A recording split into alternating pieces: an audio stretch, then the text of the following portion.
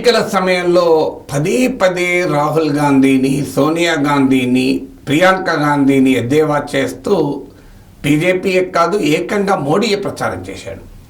సోనియా గాంధీ రాయబరేలీ నుంచి పోటీ చేయకూడదని నిర్ణయించుకుంది. ప్రత్యక్ష రాజకీయాలకు దూరంగా ఉండాలని ఆమె ఆరోగ్య కారణాల రీత్యా డిసైడ్ చేసుకుని రాజస్థాన్ నుంచి ఎంపీగా రాజ్యసభకు వెళ్తే సోనియా గాంధీ ఎన్నికల్లో పోరాడలేక పారిపోయింది అంటూ అనారోగ్యంతో ఉన్న మనిషిని కూడా మోడీ టార్గెట్ చేశాడు. ప్రియాంక గాంధీ పోటీ చేయకూడదని నిర్ణయించింది. ఎందుకంటే తమ్ముడు వాయనాల్లో రాయబరేలీలో పోటీ చేస్తున్నారు, దేశమంతా తిరిగి క్యాంపెయిన్ చేయాలి, అందువల్ల కాన్స్టిట్యున్సీని కేంద్రీకరించలేడు, లాస్ట్ టైమే అమేథీలో ఓడిపోయాడు, అందుకొరకు ఆమె రాయబరేలీ బాధ్యత తీసుకొని మొత్తం అక్కడే ఉన్నది. అందుకొరకు ఆమె పోటీ చేయకపోతే దేకియే ప్రియాంక పారిపోయింది అని మళ్ళీ ఆమెను కలపడ్డాడు మోడీ.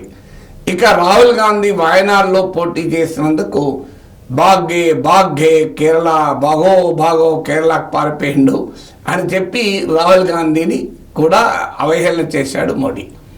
ఇంట్రెస్టింగ్ ఏంటంటే ఇవన్నీ జరిగిన తర్వాత ఏం జరిగింది, రాహుల్ గాంధీకి భారీ మెజార్టీ, మోడీ కన్నా ఎక్కువ మెజార్టీ వచ్చింది. అంటే ప్రజలు ఇలా వ్యక్తిగతంగా టార్గెట్ చేసి విద్వేషాన్ని చిమ్మితే యాక్సెప్ట్ చెయ్యరు అనటానికి ఇది ఒక ఉదాహరణ. సో అందువల్ల మీకు ఎప్పుడు కూడా నఫరత్ మహబత్ అని రాహుల్ గాంధీ క్యాంపెయిన్ చేస్తే చాలామంది లైట్ తీసుకున్నారు. కానీ ప్రజలు నఫరత్ను కోరుకుంటారా, మహబత్ను కోరుకుంటారా, దేశాన్ని కోరుకుంటారా, ప్రేమను కోరుకుంటారా అనేది కూడా ఈ కంపారిజన్ రాయబరేలీ వారణాసి కంపారిజన్ యొక్క చూస్తే మనకు అర్థమవుతుంది. నేను వాయనాడ్కు వారణాసికి కంపేర్ చేయడం లేదు, ఎందుకంటే వాయనాడ్ యొక్క డెమోగ్రఫీ వేరు, పొలిటికల్ కాంటెక్స్ట్ వేరు. కానీ రాయబరేలీ వారణాసి రెండు ఉత్తరప్రదేశ్లో ఉన్నాయి. బీజేపీకి అత్యంత బలమైన రాష్ట్రం ఉత్తరప్రదేశ్. 2014లో 71 సీట్లు, 2019లో 62 సీట్లు గెలుచుకున్న రాష్ట్రం. మరి అక్కడ ఎన్నికలు ఏం జరిగింది? వారణాసిలో మోడీ మెజారిటీ భారీగా పడిపోయింది. 4,79,000 మెజార్టీతో లాస్ట్ టైం గెలిచాడు, 4,79,000.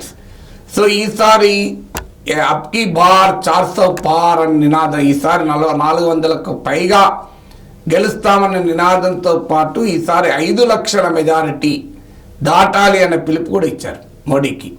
మోడీ నామినేషన్ వేయడానికి ఎంటైర్ దేశవ్యాప్తంగా ఉన్న ఎన్డీఏ నాయకులంతా వచ్చారు, చంద్రబాబు నాయుడు, పవన్ కళ్యాణ్లతో సహా.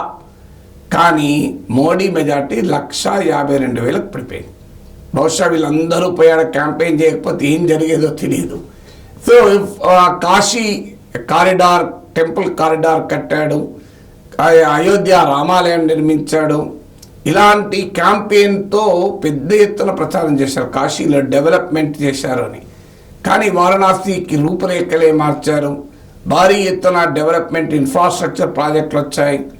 ఇవన్నీ ప్రచారం చేసినాక మోడీ మెజారిటీ 1/3 పడిపోయింది. 4,79,000 4,79,000 మెజార్టీ కాస్త 1,52,000 పడిపోయింది. రాహుల్ గాంధీ ఏమో 4 లక్షల మెజార్టీతో గెలిచారు రాయబరేలీలో. అంటే మోడీకి వారణాసిలో వచ్చిన మెజారిటీ కన్నా నియర్లీ 3 టైమ్స్ 3 రెట్లు ఎక్కువ మెజార్టీతో రాహుల్ గాంధీ గెలిచాడు. మోడీ 2019లో తెచ్చుకున్న మెజారిటీ కన్నా 1/3కు పడిపోయాడు, 3వ వంతుకు పడిపోయాడు.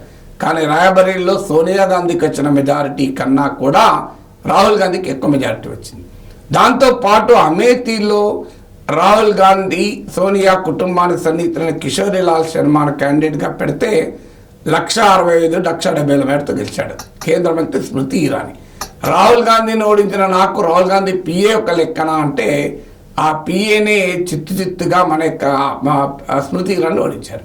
ఇక వాయనాడ్లో కూడా 4 లక్షల మెజార్టీతో రాహుల్ గాంధీ గెలిచాడు. ఇప్పుడు ఈ రెండిట్లో ఏది నిలుపుకుంటారు? బహుశా రాయబరేలీ నిలుపుకుంటారు నా అంచనా. వాయనాడ్ నుంచి ఈసారి ప్రియాంక గాంధీ పోటీ చేయొచ్చు. కానీ ఇంట్రెస్టింగ్ ఏంటంటే ఎంత ఎద్దేవా చేస్తే ప్రజలు ఏం చేశారు? సోనియా గాంధీ రాజస్థాన్ పారిపోయిందంటే అక్కడ బీజేపీకి దెబ్బ తగిలింది. కాంగ్రెస్ 9 సీట్లు గెలుచుకుంది. కాంగ్రెస్ 8 సీట్లు, దాని మిత్రపక్షాలు 3 సీట్లు, అంటే 11 సీట్లు గెలుచుకుంది. 11 సీట్స్, లాస్ట్ టైం 25 బీజేపీ గెలిస్తే ఈసారి 11 సీట్స్ ఓడిపోయింది. సో ఇలా అమేథీలో అవహేళన చేస్తే, అమేథీలో సాధారణ కాంగ్రెస్ కార్యకర్త స్మృతి ఇరానీ ఓడించారు. సో అందువల్ల ఎప్పుడు కూడా ఈ మాకరీ పాలిటిక్స్ అంటే ఇండివిజువల్గా ఒక వ్యక్తిని అవహేళన చేసేటువంటి రాజకీయం ఎంత పెద్ద నాయకుడినైనా పతనానికి కారణమవుతుందానికి ఇది ఒక ఉదాహరణ.